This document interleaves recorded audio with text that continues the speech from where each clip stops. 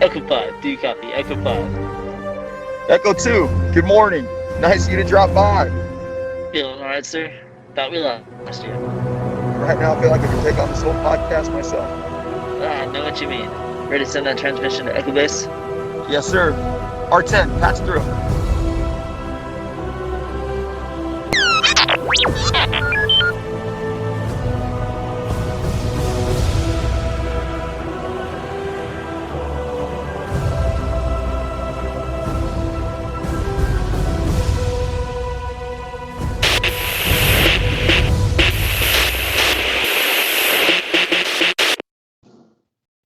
Hey guys, welcome to another episode of the Hoth Transmissions. Today we are going to be covering Andor episode 9. Before we get into that, just want to give you guys a quick reminder. Check down below in our description so you can be able to check out links to our Discord, Instagram, and a lot of our cool shops.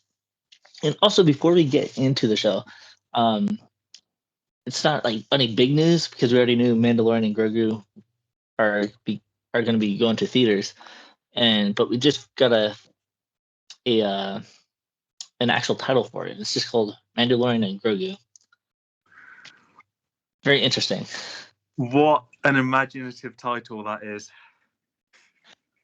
Yeah, that's what I was thinking. I wonder if they're gonna add like kind of a more sub title to it, but I feel they could have been a little bit more clever than just Mandalorian and Grogu. I mean, but it is to the point, but then at the same time, you're right. There could have been so many other titles that they could have used. I'm wondering if it's mainly for a marketable type thing because back during COVID, like everybody just sat around at home and there's really nothing to do, nothing cool or new was coming out because everybody was stuck inside. A lot of things shut down, and the only thing that was really already completed that went into COVID was the first season of Mandalorian, and that's when people fell in love with Grogu. And so I'm wondering if it's just more of a marketable title for people that only became fans after COVID that are like, oh yeah, Grogu, super adorable. Let's go see a movie based on this cute little creature. So I wonder if it's kind of drawing that audience back to drive up sales. Quite possibly, yeah. But I mean, it's not an unpopular franchise, so it does make me wonder if sort of closer to the time if they will add a subtitle to it. Yeah, I mean, it could be something familiar like what they've done in the past with a lot of the movies. Like I know, I want to say Rogue One or one of the previous films in the sequel trilogy, they had like Solo Cup or something or Red Cup. Yeah. I think that was for Solo. Like they have all like these just kind of working titles until they come up with something good. And so Mandalorian and Grogu is probably the best they got right now as well, just because I'm not sure how much of the story they've actually done. And so maybe once the story is a little bit more written out and we get a little bit more info on it, they'll kind of go, oh yeah, Mandalorian and Grogu and the Return of Thrawn or something like that. Just spitballing. Yeah, no, I mean, and just on that quick one, what do you think is going to happen to Mando? Because Pedro Pascal's now joined Marvel. That's right. He's a Fantastic Four. And I don't really think too much is going to go on with that because he was hardly in the suit as it was. A lot of the scenes he did was filmed remotely, and it was just him doing voice recordings. True. Yeah. So I don't see it affecting it too much, especially since he's working with the same company like Disney. So yeah, no, it should be good, but it's just the title. Yeah, it's just a title for right now, so we'll see. And I was thinking with that, like, I know I had speculation on kind of how they're gonna do the whole Thrawn thing, but I'm thinking that since they're gonna be filming this movie, they might have. I know they haven't announced Ahsoka season 2 yet, but I'm actually thinking Ahsoka season 2 will happen before this movie releases. Yeah, I think so. And then it'll kind of be a Unless they do Ahsoka as a movie eventually as well. I mean, I'd be down for that. I mean, Kind of like Rosario, a build-up, sort of more Avengers style, but as movies instead of series. yeah, because I even know on Marvel they're actually starting to take a step back and not overproduce on that now. Yeah, So I mean, definitely they probably learning from Star Wars, or just realizing people are just getting bored with too much content. yeah. I mean, I know as much as I love Marvel stuff, even I'm at the point where it's just there was too much in a short span of time, and now that they're scaling it back, it sort of gives me a bit of hope for some good stories again. Because I mean, it worked for like the first phase of Marvel, like all the way up until Endgame. Like every movie that came out, like, oh yeah, let's go, let's do this. It's super exciting. And then now everything at post Endgame just seems like they're just kind of continuing with that momentum, and we're not really getting too much quality. I know Yeah, Loki was good, WandaVision was good, the Falcon and the Winter Soldier was good, but a lot of the the, movies, not so much. the problem is as well, you have to see all of the current Marvel properties to know Hmm. who everyone else is. And my fear with how Star Wars is kind of trying to do the same thing is, will it work as well? And I think if the Mando movie is more of like a test bed, if it would work better as a movie, and then sort of produce other movies afterwards, i.e., for Ahsoka and for the big team up event. I definitely think that they need to jump back into the movie scene. I do love having the TV shows, and it definitely could be a flagship for these Disney Plus stories to expand into the movies. And I mean, Mando's the first one to do it, so we'll see how it goes. And I'm expecting to see like some bigger characters. I'm expecting to see Bo-Katan and Yeah, hopefully maybe Hera and Zeb and the Rebels crew that aren't stuck with Ahsoka. Would be cool to see. We might even see Ezra. I don't know. I'm very curious of how it's all going to tie into, all the storylines are going to tie into each other. And I wonder if this movie is going to be the one to do it. yeah, it'll be interesting to see what the synopsis is when an official one gets released. Hmm. Definitely very interesting title, and I'm definitely looking forward to it because I, outside of season 3, I haven't really been too disappointed with Mandalorian story. But I Yeah, really want to see Mando doing his Mando thing because I know it's a huge character change for him, for how he's like this cold-hearted bounty hunter that's going in to make money and then connects with Grogu and starts to change because he's no longer just looking out for himself. He's actually growing in friendships and relationships with other people. That his character is kind of gearing more kind of like a hero rather than just the anti-hero, or the, I think that's the word. Yeah, anti-hero. yeah, yeah. I mean, that was an interesting choice because I mean, obviously you've got Boba Fett, who is also very much an anti-hero, and And they then kept him that way, becoming a mob boss, so he didn't really kind of yeah. change too much. Whereas with Mando, I guess because Mando, you don't really. I mean, you kind of get a bit of his backstory in early season 1, and Hmm. then the rest is kind of up to sort of interpretation. And I mean, some of the things he does has been sort of very anti-hero esque, but then I think he just finds himself in the situations where he has to try and be the good guy. Because he's getting pulled in by certain characters, Yeah, and especially with Moff Gideon, how he's kind of like putting in his his whole story. It's kind of pushing him to be a rebel or anti-empire.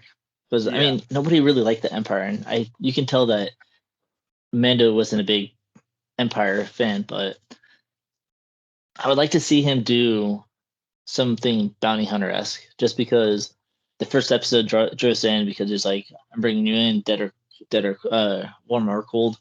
And then in Book of Boba Fett, sadly, he took 2 episodes out of that season, but the episode that he didn't have Grogu, and he comes in with the Darksaber and takes out that whole cell of gangsters or whoever they were.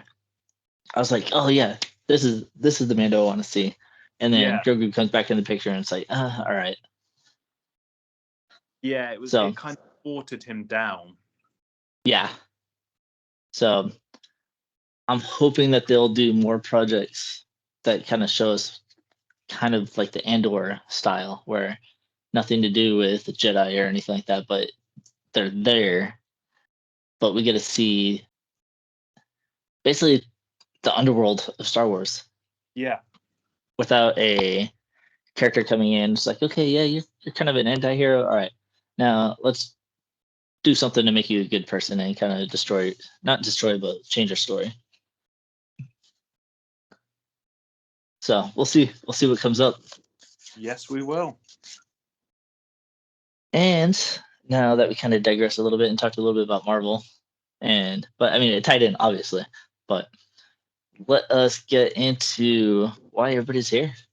Let's go for Andor episode 9. So very interesting title. Nobody's listening. Yeah. And another one that's related to a quote that is said by one of the main characters. That is true, yeah, because he screams it later. And it's very interesting. Yeah, so it's very interesting. So we're getting a little bit more of Cassian in the prison. And I'm not exactly sure how much time has passed from the last episode to this one, but you can tell that they're a little bit more focused. They're working more like they've been working together for a longer bit of time, because they seem to be moving very smooth. And their connection with each other seems to be a little bit more established. Yeah, they definitely click more. I mean, obviously Andor has I found the interactions that Andor has with all the characters, not only at his workstation, but with Andy Serkis's character, very, very interesting, because that in itself, and I'd love to talk about that later on, but that whole shift in the dynamic between those two. Yeah, because like even early on, Kino seems to be very kind of respects Andor for who he is, and yeah, I'm very curious of how that even came up. Yeah, I mean, because you can sort of see Andor using his initiative with things, and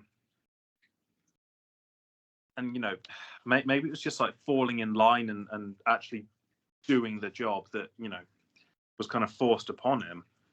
And he's just kind of accepting his fate, it seems like, without. Yeah. Because I mean, you can kind of see that he's still a good character, because his hand is starting, and Cassian's like, let's switch. He's like, why not? And I think that's one of the things that kind of made Kino respect Andor, because Cassian could have easily just like, oh yeah, I was the one that made this choice. He was hurting. I'm being a good person. But even then, when he's questioned, he's like, oh, who made this decision? Cassian kind of doesn't even take the responsibility for it. It's like, oh no, it was Tugga's idea. And then Tugga's like, what are you talking about? And Kino just kind of looks like, all right, well, good move, and then moves on. Yeah, so it's kind of like the reluctant hero type situation. Andor came up with the idea, but he doesn't want to have the credit for it. And I think he's just there. He doesn't want to be seen, because obviously I'm kind of guessing that in the Star Wars universe, there is some sort of facial recognition software kicking around somewhere, considering how advanced everything else is. And it's kind of like, if he's praised, will the Empire realize who he actually is? and tie him back in with everything else that he's done in the meantime. Like Ferrix and Aldani. Yeah, which is funny because they have Cassian's fist, but they don't have Luthen's, and he's been in this facility for so long that you think that they would have caught him already, going, "Oh yeah. Why are we running around the galaxy looking for this guy when we already have him sitting building machines in one of our prisons?" Like, yeah, and I think he goes with Cassian just got lucky on where he got put, because it doesn't seem like this facility is very, I want to say, structured or given much attention to. Yeah. So it seems like they have very minimal type of technology there, just enough to keep everybody in line.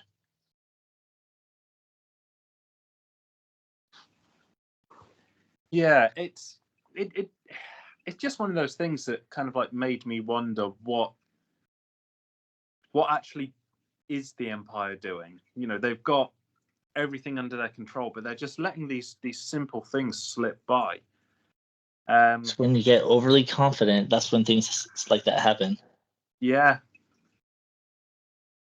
I mean, I think cocky is the word. Yes. I'm hearing Han Solo right now. Don't get cocky, kid. Yeah. And it is true.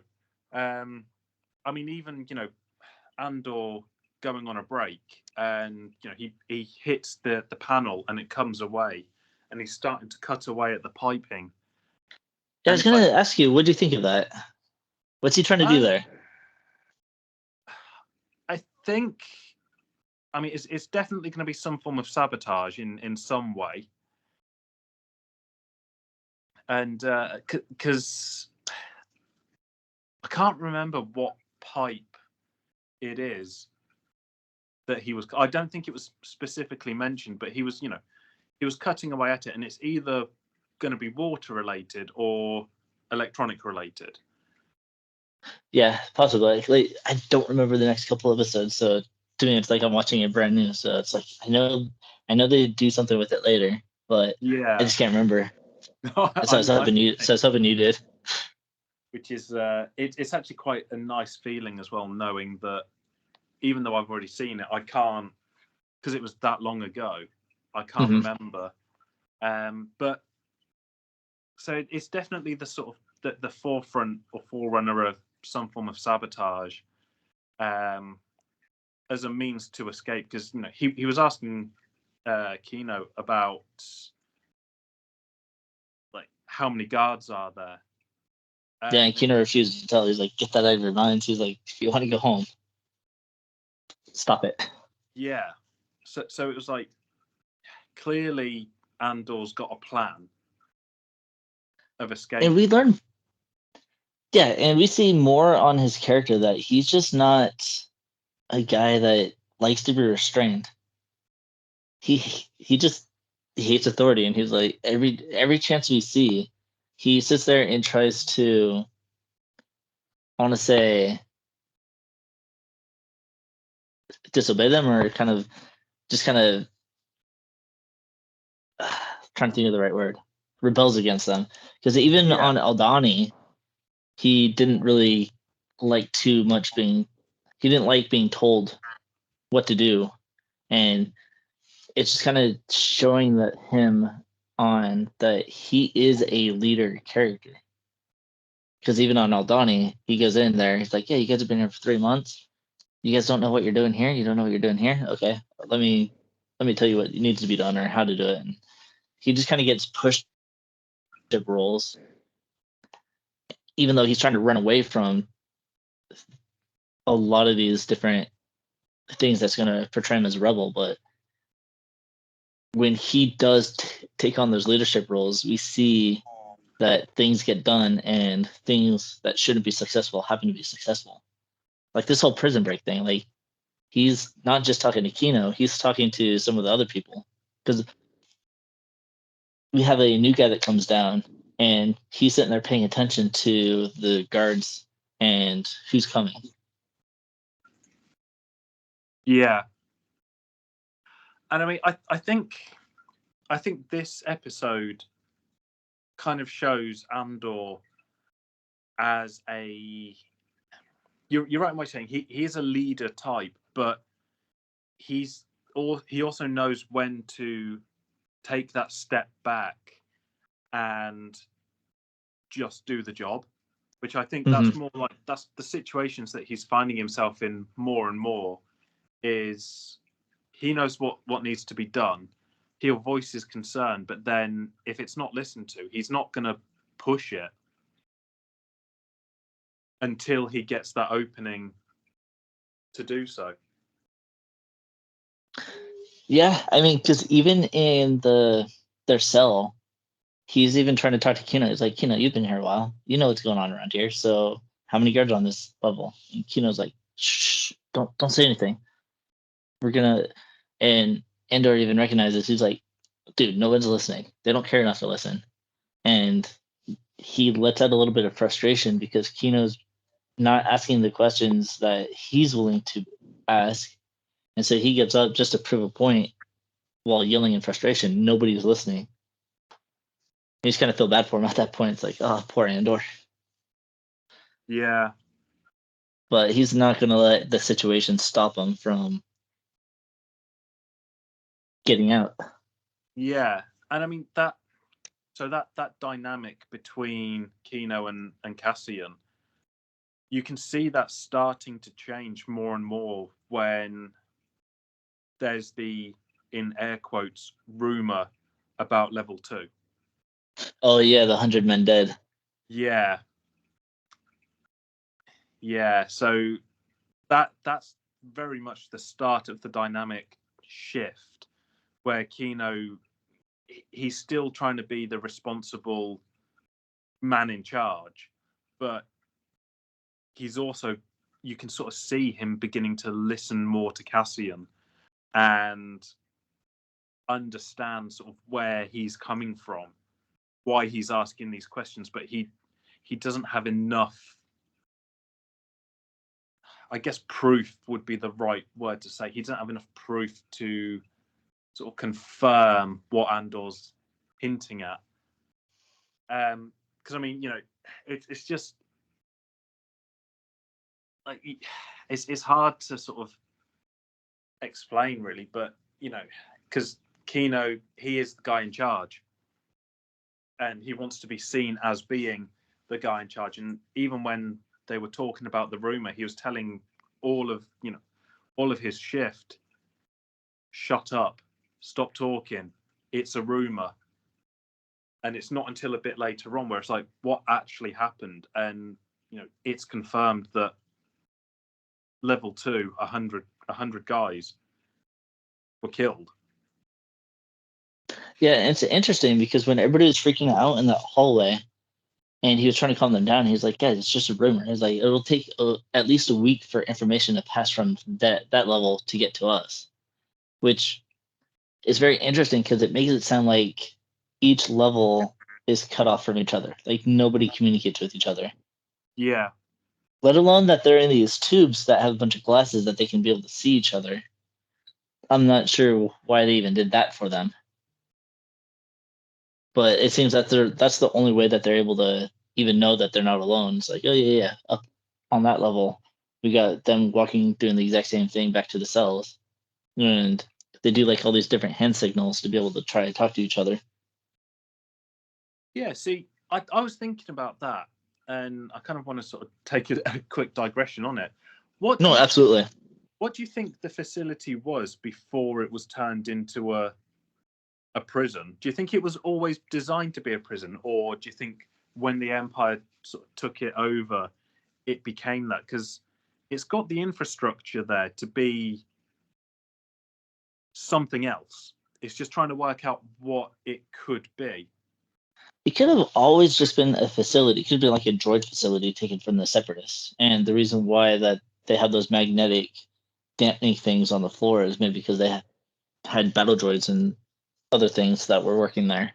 Because it seems like it's always been a facility, unless the Empire came in and they just installed some new things to make it so. But I don't think it was ever a prison, because even the cells don't look like a prison's normal cell type, because it looks like more like a worker's quarter. Yeah. Yeah. So that's like my best thoughts on it. Yeah, I'm glad that we were able to speak about it, because it is an interesting set piece and a set design, and I mean, considering how much time we've spent on or at this at the prison facility, it just made me wonder, like, what it could have been beforehand. And I think sort of headcanon, thinking it was there to as a separatist thing, kind of makes sense, and it does work.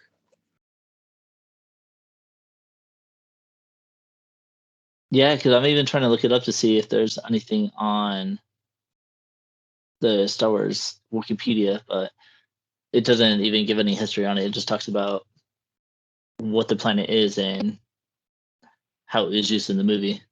I mean, the show. Yeah, because it says that it's like mostly just it's orbited by a gas giant, so it's a small moon.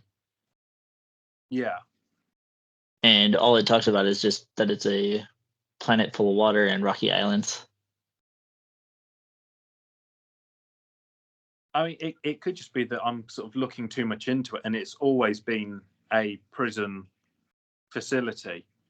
But I think just because of how clean it looks, it doesn't quite fit in my head, based on other facilities that we've seen like that. It looks too clinical, which I know that we've said sort of like with the ISB, that's a very clinical looking facility. Mm-hmm. And again, I'd love to know what that was prior to the ISB moving in. Yeah, I mean, it could have just been like a water, like a mining facility that was just there before, and the Empire just came in and made some alterations. Because even on here it says that the prison complex had irreparably polluted the waters, which diminishing the squiggly population and angering the fishermen communities that were there. And in this episode, Sam talks about architecture. Hey, architecture is fun. Like I was even gonna mention, like even when they're some of the shots of them, like of them introducing them walking through the tunnels, like from scene changes, like it had those underground waterfalls going off of a lot of the rocky cliffs that surrounded them. Was pretty stunning. Like I love the videography that they've done on this. So whoever the director of photography is, good job. It is stunning how they've done it, and it's because it's not just. I mean, we've said it before. It's not just using green screen. It's using actual locations again. It goes back to what Star Wars was. When original Star Wars back in the 70s and 80s came out, this is very much going back to that, where it's, in theory, minimal CGI, but and more actual locations and proper set building. Yeah, and that's one thing that I really liked about it, is that it uses a lot of that to tell the story, because it makes it believable that could actually be a place. Yeah, and I mean, on the architecture front, as much as I'd love to sort of joke about it, I'm genuinely enlightened and happy that we do get to see more of sort of early Empire and what they're doing with buildings like the prison and like the ISB HQ. Oh yeah, fascinating, like how they, I don't know, just the way that they do structure everything. Like it looks like something we should be doing today. To be honest, Yeah. I'd love to walk into a place looking like that. Yeah, and I mean the thing is, Speaking of the ISB office, not the prison.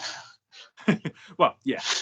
I mean, if the prison might be nice to walk into. I don't know if you'll be walking out of there, but Yeah, I mean, if you're a guard there, why not? Yeah, but I mean, it does have that sort of real world connotations again, where you can see buildings that are being built now looking more and more like the ISB building interior. Yeah. And I've said it before, but I think that's just a brilliant job of tying Andor in to real world or real life and having that sort of sci-fi twist on it.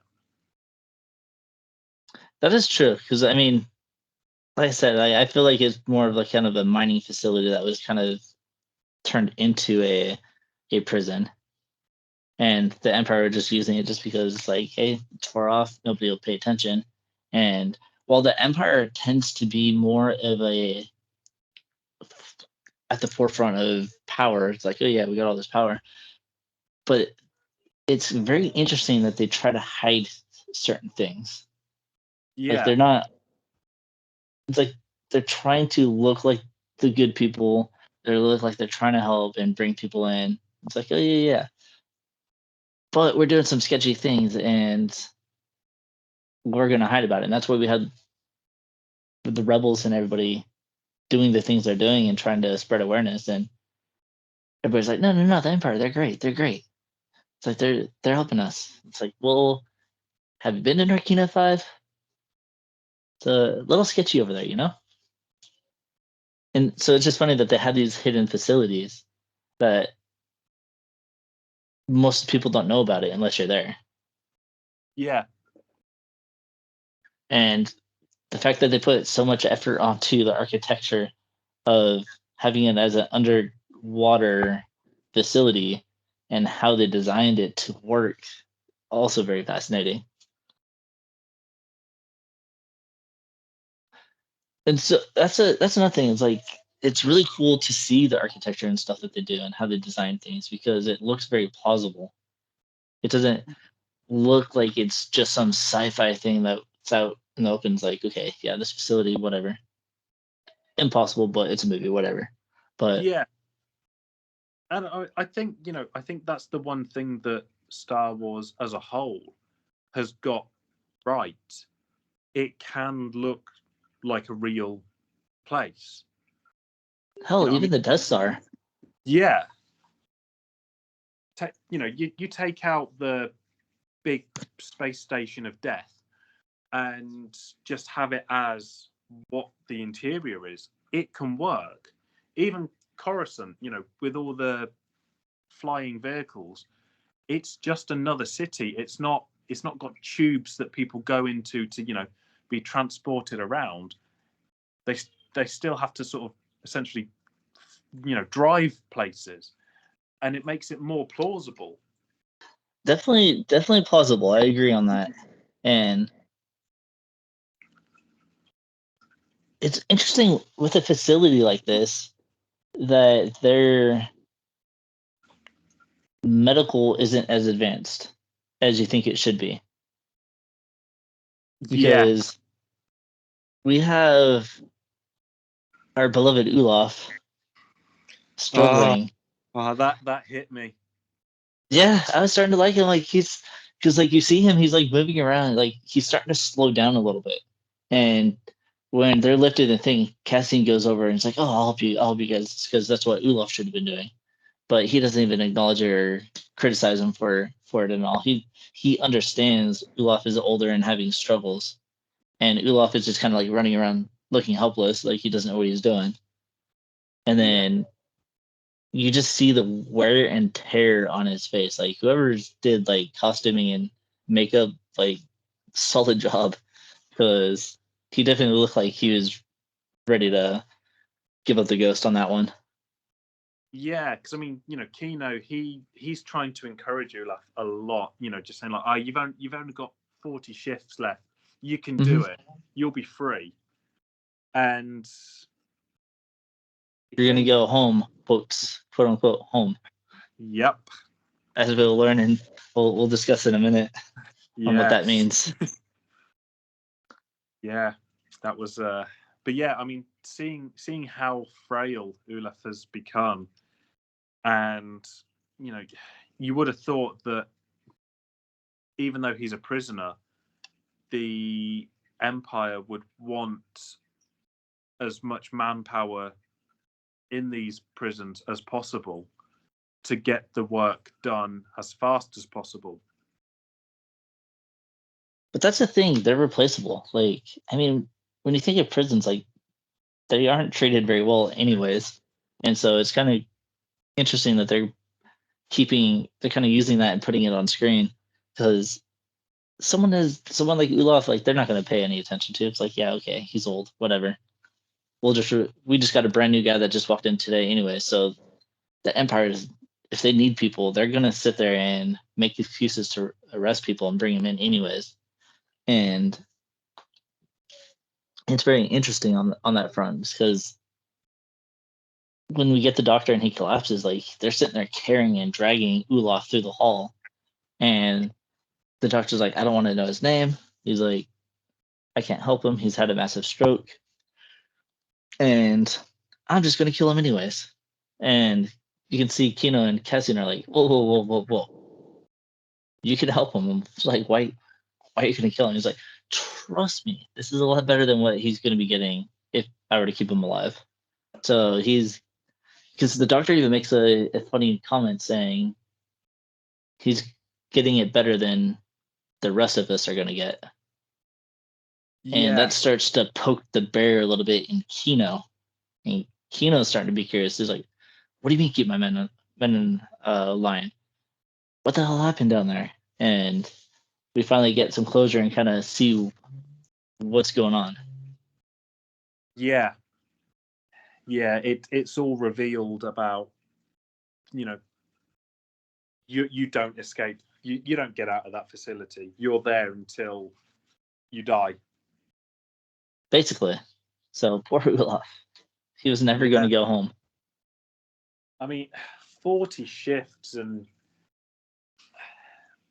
I mean, with that, I feel sorry for him, because obviously we don't really find out what he did, but then he also had his sentence increased like everybody else did. Mm-hmm. And he could have been out.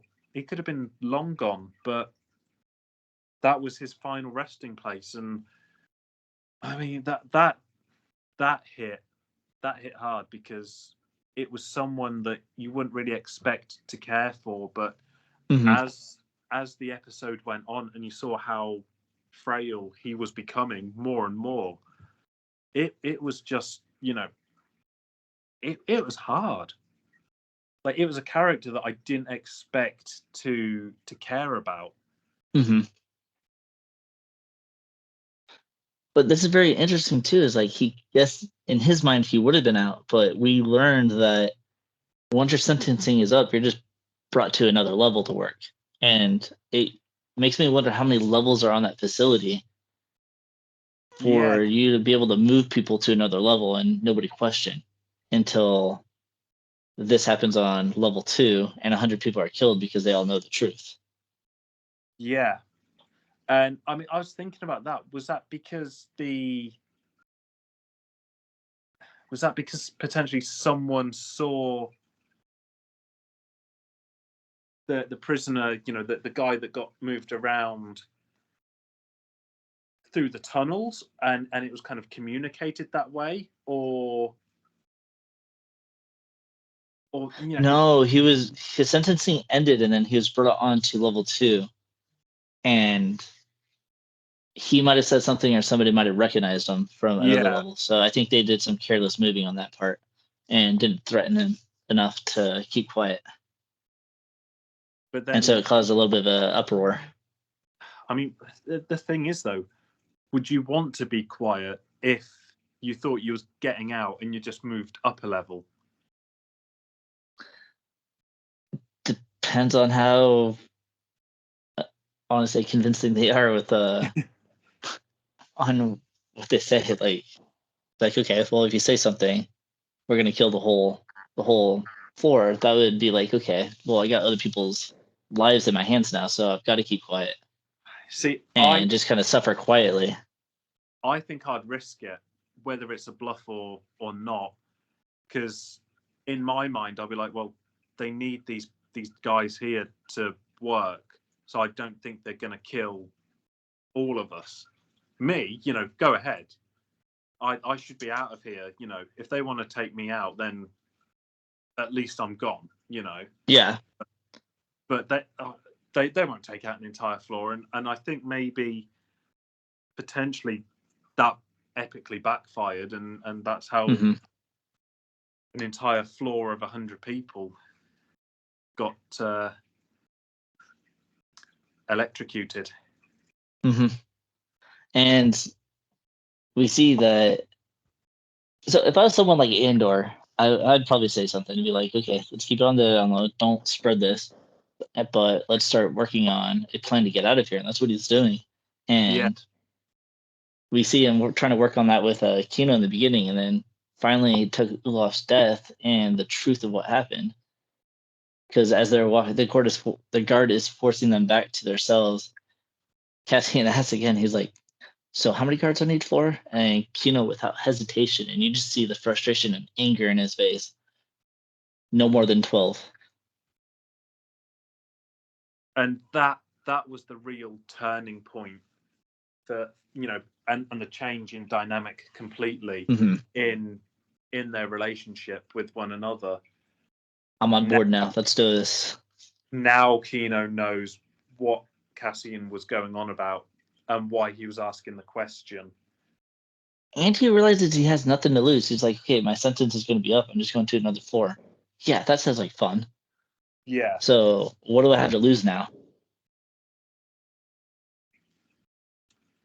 So this whole prison section of the story, I know I started this whole thing. It's like, oh yeah, Cassian's very straightforward and we'll be done with it quick. There's a lot more to it than I thought. Yeah. But it's very, very interesting. Yeah, and it'll be interesting to see where they go going forward. Because well, if you've ever seen the TV show Prison Break, here we go. We know what's coming. Yep, we get it in one episode. Yeah. What were you saying before I cut you off? I'm sorry. I was literally going to say about Prison Break, and we know what is going to be happening. Oh, yeah. Oh man, I'm so excited for that. And so while all this is happening and Cassian's just kind of just chilling, we get a bunch of other things going on that are kind of working towards all the story. And we get a lot of Deidre in this episode, which I did not mind at all. Yeah. Because we get to see how much more mean she is. And how she gives false promises, especially to Bix, because she's like, okay, she's like, well, we brought in your friend, I want to say Simon or Sam, and we cut him with this radio that he says that you've been using. So we spent all night with him, torturing him, and we got all the information we knew. So you can either just tell us, or we can torture it out of you. And Bix sees right through that. She's like, you're not going to trust me to speak openly. So I'm like, you're going to torture me either way. And Deidre's like, nah, you're right. All right, Dr. Ghost, take care of her. Yeah. I mean, at least she's upfront and honest with what her plan is. Kind of, yeah. Points for that. It's eerily scary though how she says things and does things. It's very calm, it's cold, it's calculated, she's out she's out to do this mission for a reason, and she won't stop until it's done and done properly.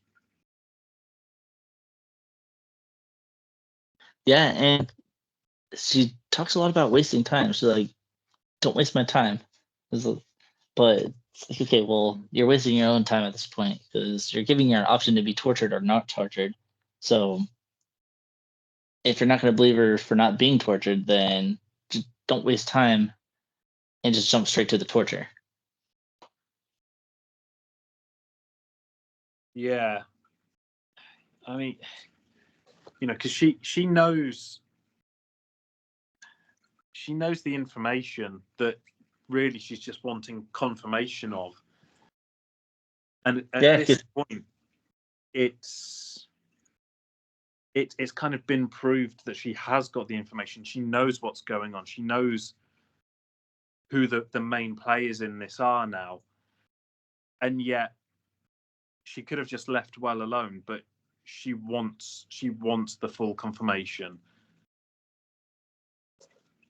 Yeah, because she's like, you met with the buyer 6 times and you go up on that radio station or that radio comlink for hours.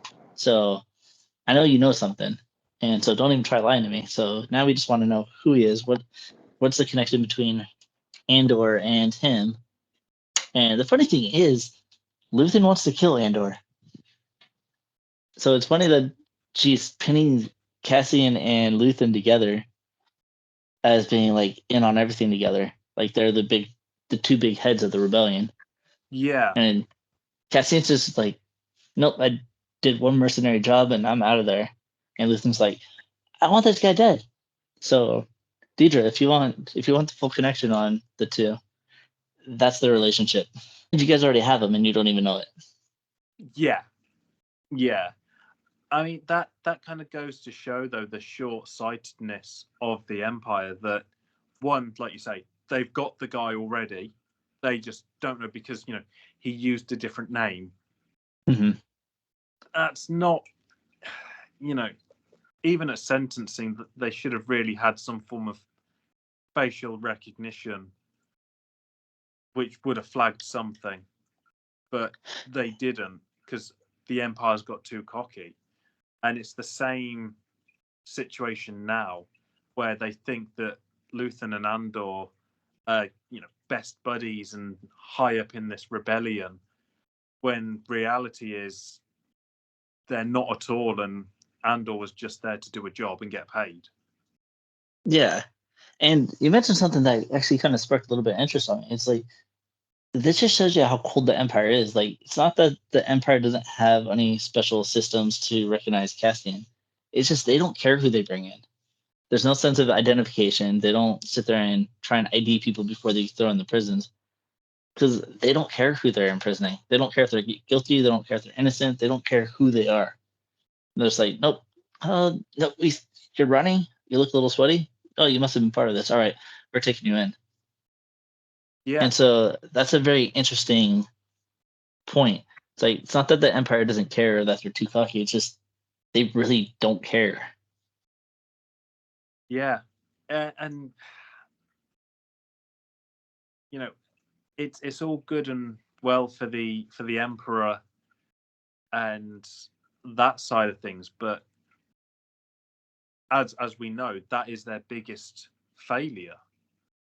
Yeah. Not caring too much. Yeah. Your faith in your friends is your weakness. Well, your overcockiness is yours.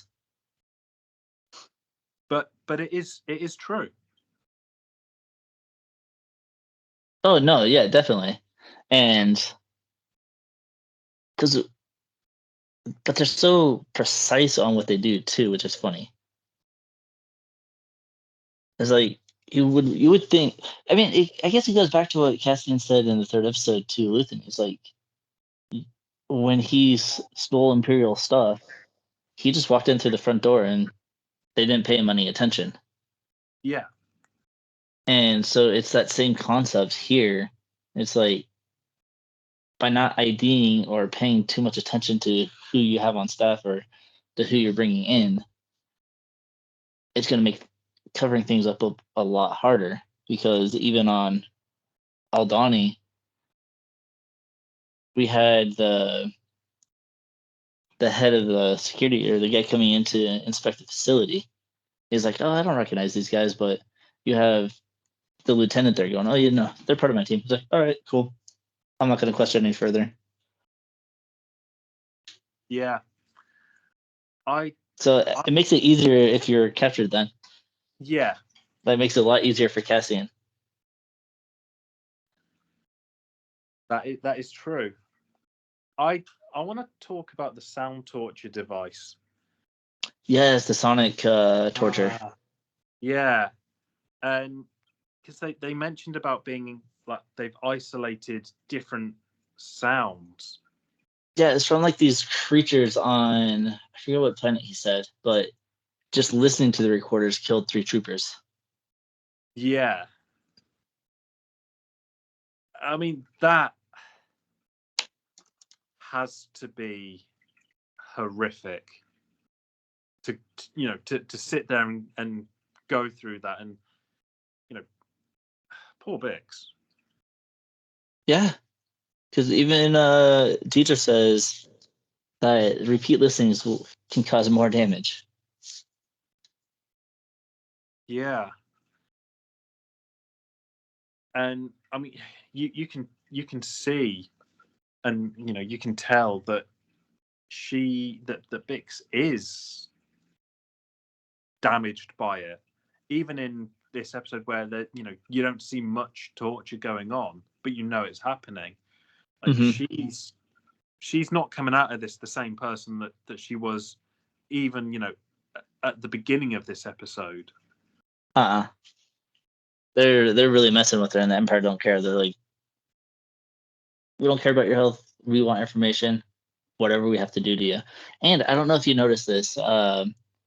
There is a scene that was reused. Well, I'm not going to say it was recorded for New Hope, but the same style of when she starts getting tortured and the door closes and a trooper walks by. Yeah. And it was the same with Leia, I believe. Yes. Yeah, I did pick up on that one. I thought that was a cool little Easter egg. Yeah, and it was nice to see, again, similarities to the original Star Wars movies and how the Empire goes about torturing people. Yeah. As well. Using, different methods to try and get different answers. Yeah, because Deidre was really excited. She's like, oh, this is a new method that we're going to be using. So guess what? You're one of the first people to test it, and it's going to damage you. We're not going to kill you because you're the only one that knows what the buyer looks like. But we're gonna torture the heck out of you. Yeah. I can just only imagine like them saying, oh yeah, we brought in your friend last night. We tortured him. You saw what he looked like when he came in. And that's essentially going to be you if you don't listen. And it's probably still going to be you because we just like to torture people. Yeah. We're gonna make 100% sure that what you're telling us is the right thing. Yeah, and it's funny because Deidre was even like, she's like, man, it sucks because if you're just in it for the money, it sucks that you're gonna have to suffer like like someone from the rebellion would, even if you're not tied to the rebellion. It sucks that you're being caught in the middle of this. So sorry, but not sorry. Tell me what you know about Cassian. Yeah. Because I mean, after the torture session, Deidre does ask Bix about when the last time she spoke to Andor, and it was just like the face touch and everything, Mm-hmm. and the being told to keep her alive. It's all sort of throwbacks to, again, the original trilogy, sort of updated for a slightly different setting, but it flows through. It shows the Empire uses the same tactics as a constant. Yeah, if it works, it works. No point in changing it. Except with Leia, they use that little floating Dr. Droid. Yeah. I call it Dr. Droid just because I'm robot chicken. Yeah. Yeah. Yeah. And I mean, and Leia was a Force user, so it kind of helped with her torture. True, even though she didn't know it. Yeah. Yeah. And I mean, then, they just leave Bix exhausted and, battered and mentally gone, just laying on the floor. And again, that scene hit hard because it's like this character's gone through so much just by knowing Andor. Yeah, her boyfriend got killed, and now her friend got tortured, and then now she's going through the same torture. It's like she can't cut a break. Yeah. And so it's like being friend to a rebel, regardless if you're in on it or not. It sucks because you get caught in the crossfire. Yeah. And again, it then shows that, going back to what you said earlier, that the Empire doesn't care who they get and why they get. They're gonna have their way anyway. Because one, it instills fear, and that's what the Empire is trying to do. It's like, we're in control, so you want to be safe, then you need to cooperate with us. And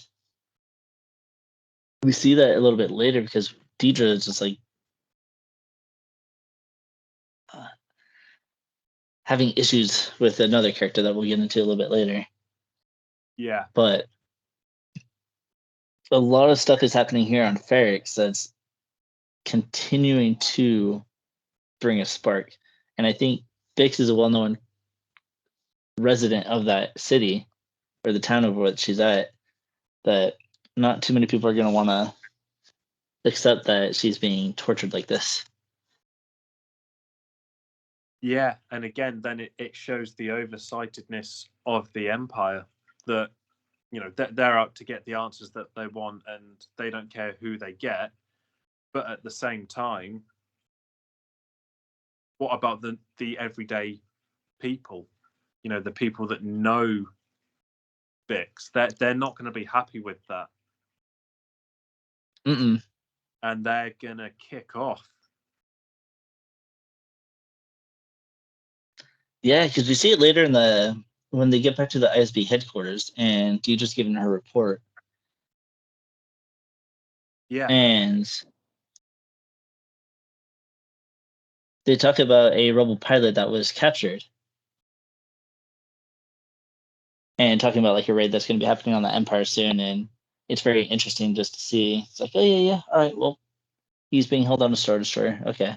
Well, how are we going to send a message? Okay, well, we'll make it look like an accident, some mechanical failure on his ship, and we'll just leave him in the cockpit dead, and we'll just tow him into traffic so people can find him and not blame us for it. Yeah, and that kind of got me thinking. We know what the Empire's like. People, that live on the planets in the Star Wars world, in the Star Wars universe, know what the Empire's like. Why are they so keen on covering things up? Like, they don't need to necessarily drag the ship into traffic lanes. They could just they could say that they found the ship and still be able to get away with it. So what is with the let's cover everything up? It's very similar to what Kino was saying in the prison, talking about it's just a rumor. So the Empire wants to create rumors. They don't want to be directly involved. And so it's like, oh yeah, it's rumored that the Empire did this, but you have no proof of it. And it causes a lot of arguments, like even with Mon Mothma, like she had at that one party. They're like, oh yeah, well, the Emperor, he's trying to do great things and give us protection and all this. And it's like, okay, well, don't really have any proof to pin him down. Yeah, no, that is a fair point. And Because they already have all these accusations, and if they're seen doing this, it's just like, okay, maybe the rumors are true. Yeah. This is kind of my thought, but could be wrong. No, I mean it does make sense, and it is quite logical that, you know, the Empire are really trying to not be seen as being the bad guys, despite the fact that everybody knows that they are. Mm-hmm. And then even with this report in the ISB headquarters, like, you have Deidre trying to connect Aldani to Cassian, and you have everybody going, oh, that's a little bit of a stretch. And then you have this guy that steps up and he's like, oh, actually, you know what? All the people on Aldani, they were clean shaven. And Cassian, he did have a beard, now he's clean shaven. So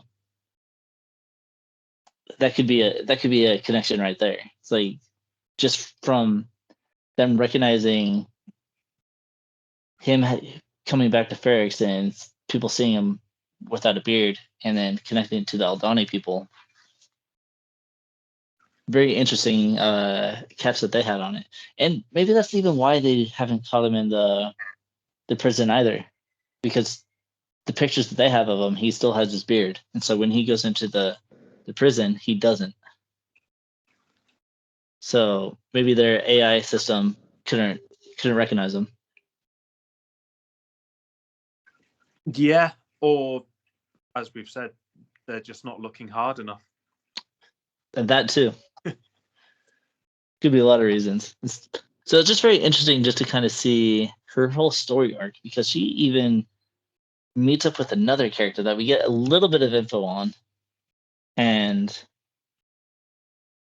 he kind of comes off as like a stalker, kind of a very creepy guy. And yeah, I mean, so this is the first of two individual storylines really merging now, and Mm-hmm. we'll talk about the other big one later. But this one, yeah, I mean, it was very stalkery, you know, and it kind of came across like he was almost professing some form of love, Admiration, but I did get the admiration to enough to where he's almost in love with her because of it. Yeah, it wasn't like, you know, the classic, oh, I'm madly in love with you, I know type thing. The first time I saw you, your eyes sparkled. Yeah, No, this is it was more of a, I've been waiting here to see you because, and then goes into it, and the way that he's saying and the body language, it does show, you know, a sense of infatuation. And I mean, yeah, no, because it's like, I just wanted to come here to thank you for getting me a promotion. And she's like, that had nothing to do with me. He's like, we just gave you a clean bill of health. And he's like, no. He's like, I know you had something to do with it. And while she seems a little put off, I think she feels for him, or feels a connection to him, because he's sitting here professing all these things that she's doing that's causing him to be obsessed with her now. And she tries to walk away, and he grabs her arm and pulls her back. And she's like, I'm an ISB supervisor. I could have you arrested and toss you on a cell in the Outer Rim. But she doesn't. yeah, I mean, because it is, from Cyril's front, it's very much coming across as an obsession as well. Yeah.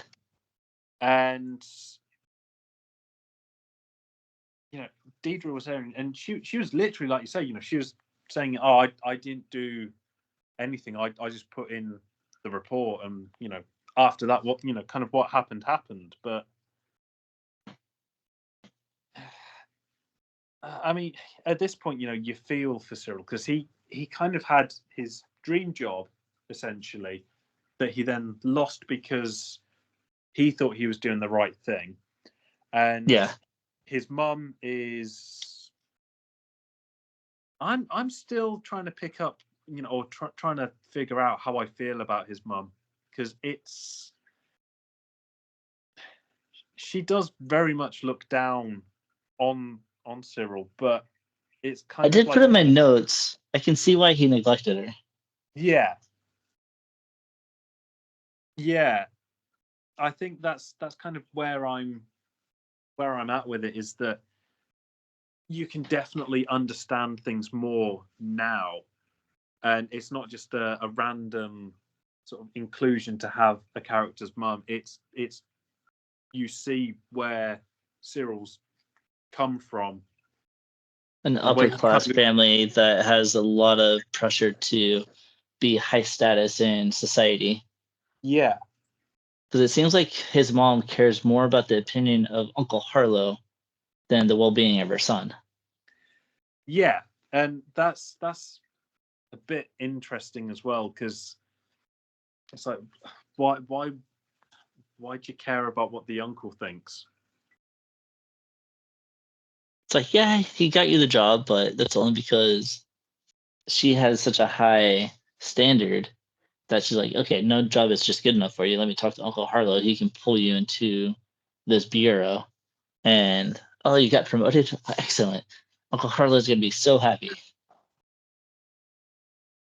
Yeah, and even then, it was, the filling up of the cereal afterwards. It was like, that's just not a healthy relationship. And Mm-mm. again, really, it's something that we don't see in Star Wars, is relationships like that. Family structure and Yeah, family because I mean, I mingling know outside of that Luke we, and Leia. yeah, and I know that we get, well, I know that we get Han and Leia and Ben, Yeah, but we don't really get that either at the same time, because you get that in they, the books and the comics, not on screen, which yeah, like they're taking time to really show us what an actual family in the galaxy of Star Wars is like. It's not all smugglers meeting on in cantinas, taking piloting jobs and flying across the galaxy and joining a rebellion, or bounty hunters going after bounties and stuff. It's like, no, this is an everyday situation. yeah, and that's the dynamic that I really am enjoying seeing, and especially with a character like Cyril, who only wants to do the right thing. Really, Mm-hmm. I think, that's how he's come across to me, is that everything he's done in all of the episodes that we've seen him in so far, he's really only wanted to do the right thing and clear his name and get everything sorted and sort of be the person that he should be. Mm-hmm. But he wants to do it by himself, not with, his uncle's help. Yeah. So and then being sort of looked down on by his own mother has that mental effect on him.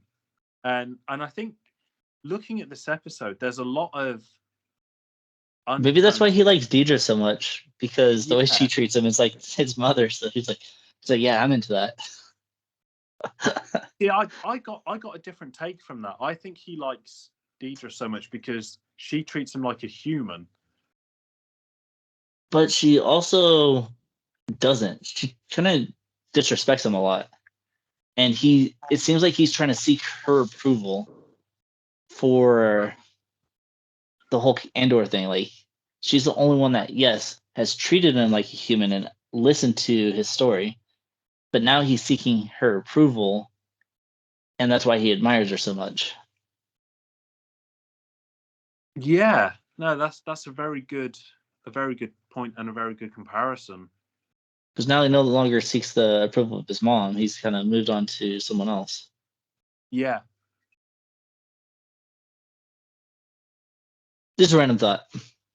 No, again, it's nice hearing sort of or getting someone else's thoughts on how it is. Because I mean that it'll be interesting to see where they take that storyline. Yeah. Yeah, because right now she seems very put off by him, and he's like, "No, I just admire you. It's like you've done all this for me. I'm thanking you." And she's like, "I want nothing to do with you." And he's like, "All right, well, now I need to talk to you even more now." Like she's literally throw him off, and it's not gonna stop his obsession at all. Yeah. But it's very interesting also because you're saying you like the family dynamic and stuff that we're getting with Cyril and his family, but we've talked so bad about Mothma and her family. So it's kind of a very interesting turn of events here. But then I think because with Mothma, up until this episode, the family dynamic, it kind of felt very forced.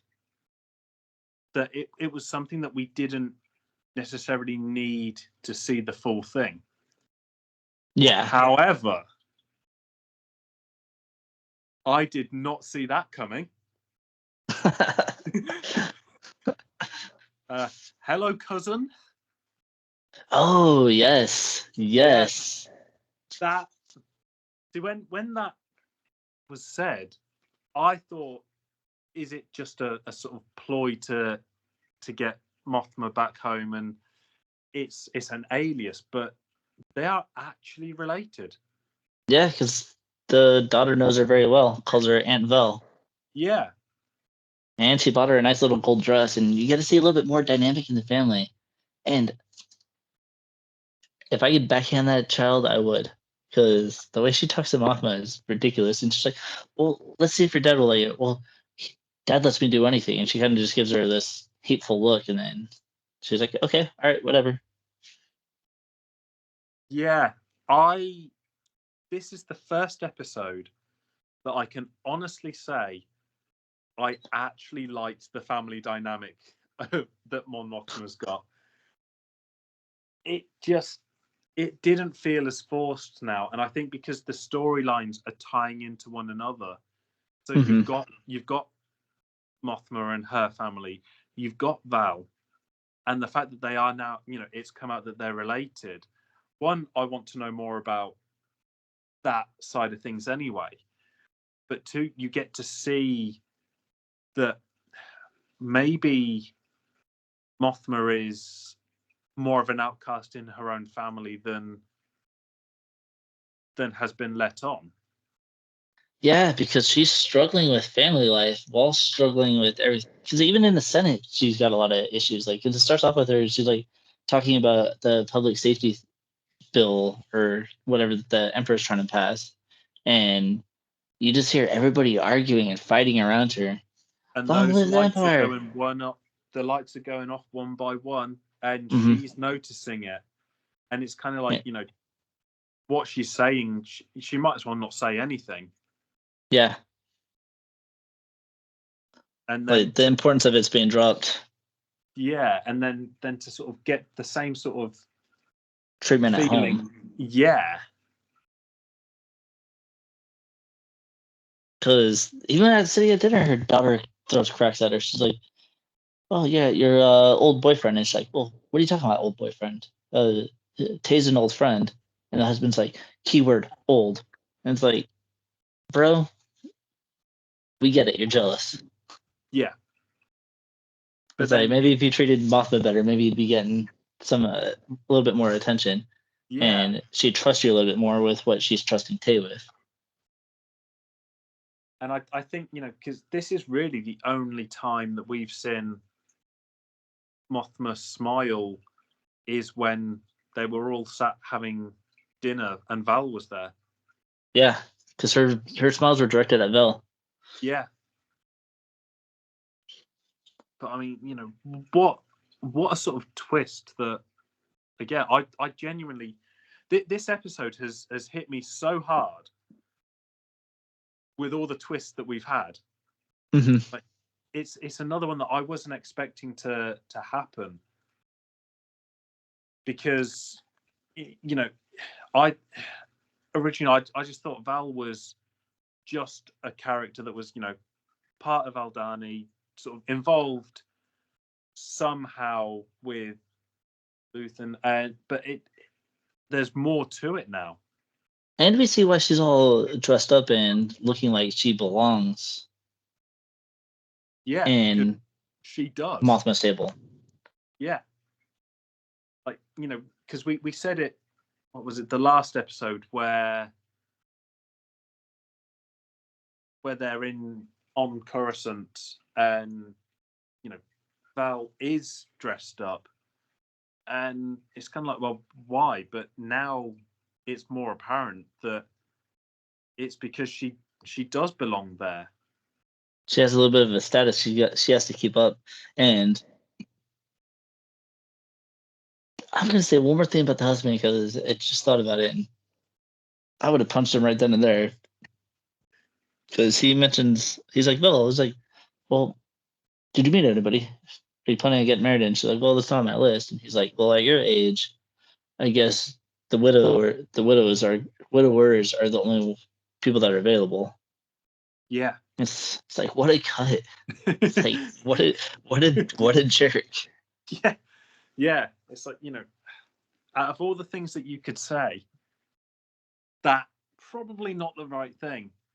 But it again, it shows the dynamic that family has, more so now that there's an additional character in the mix.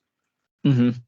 And again, that's why I said, you know, this is the first episode that I have appreciated the Mon Mothma family storyline. Yeah. And it shows that it's not just with Mon that her husband is not overly pleasant with. It is almost a very sort of sexist thing where he has to have the final say. And maybe that's why their daughter likes him more, because he'll just kind of let her do whatever she wants, whereas Mom's Mm-hmm. there, and she wants stable. She wants Consistency. yes, yeah, Which is a surprise, because you feel with that kind of personality should be pro Empire. Just kidding. No, I mean, it just sort of, when you said that, it does make me think that maybe had she not been sort of there from the start and was able to see what was going on, I think. No, I mean, with Mon Mothma, she wants structure and consistency that the Empire would bring. Yeah, it's just But gone about it. because even when she meets with Tay, he's like, "Oh yeah," he's like, "They're starting to notice the $400,000 donation was on the ledger, then it disappeared. They're starting to look into it. I can recommend another banker, and he wants to meet with you." And she's like, "No, he's a thug. I refuse. Find someone else." Like, Yeah, she has morals attached to her values. yeah, and I think, you know, maybe if the Empire had done things differently, I completely 100% think that Mon would be a massive supporter in the Empire, but because they've clearly not done things how she would like things done, there isn't the Humanely. Yeah, yeah. She's. I mean, we got Sonic torture, we got Dr. Droids, we got, you know, You got that weird thing from Empire Strikes Back that tortures Han with all the sparks. power hungry authority figures. Yeah. Yeah, so totally get it. Yeah, but like I say, that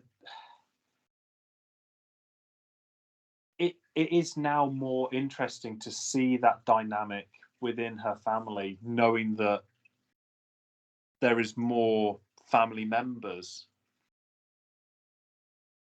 as well. And that she's not alone. Like her yeah, husband treats her like crap, but she has Vel, who puts out this spoiled rich girl persona while secretly being a supporter. yeah. I mean, So I no, just go ahead. I found that really interesting to see, and like I say, it was a twist that I wasn't expecting to see, and No, when not it at all. happened, and how Val has that relationship with Mon's own daughter. Yeah, no, she's like more than her own mom. Yeah, yeah. It definitely makes you think more and appreciate now what the situation is in that family. And I think it's just all just to really build Mon Mothma and why she's so adamant about helping and being the character that we know and love later on is the struggles that she's going through in a divided galaxy Yeah, I mean, because her own home is divided. So yeah. If you can't keep your own home in order, how are you meant to keep anything else? mhm. And it makes me want to know more now about what happens to her family. Yeah, and I'm wondering if they're gonna continue with that in season 2 because I don't think they do anything in the next few episodes, but I don't know. We'll see. Yeah, We'll see if there's any conclusion. yeah. I mean, I hope that there is in one way or another, because I think now, like I say, with this episode in particular, I think this is the point where you start caring about Mon Mothma and her family. Yeah, And I mean, her family's kind of a symbolic part of the galaxy itself. Like I know the galaxy divided, but now we're seeing the same thing. It's like Mothma represents the rebellion side, and I feel her husband's going to represent the Empire. yeah, And so that's a dynamic I see between the two. They're sitting there struggling. It's a power struggle, and the daughter seems to have more attention towards the father because he lets her do whatever she wants and all this, and and we see that a lot in the Senate as well. More people are for the Empire than not. yeah. And I mean, it is. Just an interesting parallel I just thought of. Yeah, Could, I think you're spot on with it though. That's the thing, because the parallels between Mon's home life and Mon's Senate life, again, you can see it in this episode more and more, that home life and Senate life, that they are just the same, just in different settings. mm-hmm.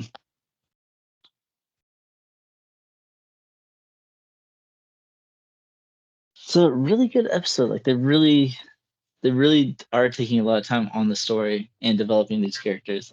Because like you said earlier, like Olaf, a person that we didn't really expect to care so much, dies, and it's just like, I feel bad for the man. They're just gonna euthanize him and toss him around and send him away in a body bag. And Yeah, really makes me look forward because we only have 3 more episodes left of this first season. And we're gonna start getting some closure and everything's gonna start tying in a lot more. And so things are gonna be getting a little bit more exciting, especially next episode. Because I believe it's a prison break the next episode. So pretty hyped. So guys, we are going to be ending it for now, and so we will be back next week as always. We'll be discussing Andor episode 10. Like I said, it should be the prison break, so we're really excited to get into it, and we'll even get a little bit more into the music of Andor because it's really fascinating. So yeah, so before you guys take off, just be sure to head down into the description below, be able to check out our link tree where we have links to our Instagram where we post a lot of news and a lot of cool stuff. Also in our Discord where we have a great community of fans. So feel free to come join us there.